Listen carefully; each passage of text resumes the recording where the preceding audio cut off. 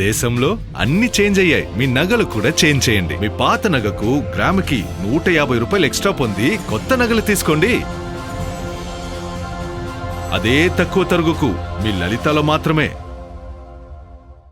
రటిక వియత్నాంలో జరిగిన పడవ ప్రమాదంలో మృతి చెందిన ఆంధ్రప్రదేశ్కు చెందిన 3 మృతదేహాలు హైదరాబాద్లోని శంషాబాద్ విమానాశ్రయం కార్గో టెర్మినల్కు చేరుకున్నాయి. మృతుల్లో కడప జిల్లాకు చెందిన శ్రీధర్, మచిలీపట్నానికి చెందిన జయశ్రీ, హిందూపురానికి చెందిన రవితేజ ఉన్నారు. మృతదేహాలను భారత్కు తీసుకురావడానికి అవసరమైన అన్ని చట్టపరమైన ప్రక్రియలను ముంబైలో పూర్తి చేసిన తర్వాత కుటుంబ సభ్యులకు అధికారులు నేరుగా అప్పగించారు. అనంతరం శంషాబాద్ విమానాశ్రయం నుంచి వారి స్వస్థలాలకు తరలించే ఏర్పాట్లను చేశారు.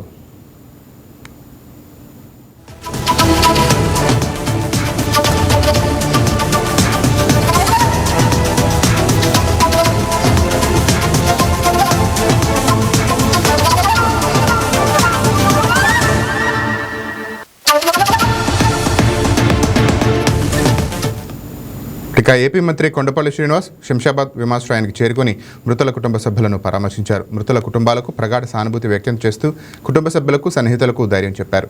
మృతదేహాలను వారి స్వస్థలాలకు పంపించే ప్రక్రియను స్వయంగా పర్యవేక్షించారు. హైదరాబాద్ నుంచి కడప, మచిలీపట్నం, హిందూపురం ప్రాంతాలకు మృతదేహాలను తరలించేందుకు రాష్ట్ర ప్రభుత్వం ఉచిత అంబులెన్స్ సదుపాయాన్ని కల్పించింది. బాధిత కుటుంబాలకు అన్ని విధాలుగా అండగా ఉంటామని మంత్రి కొండపల్లి శ్రీనివాస్ హామీ ఇచ్చారు.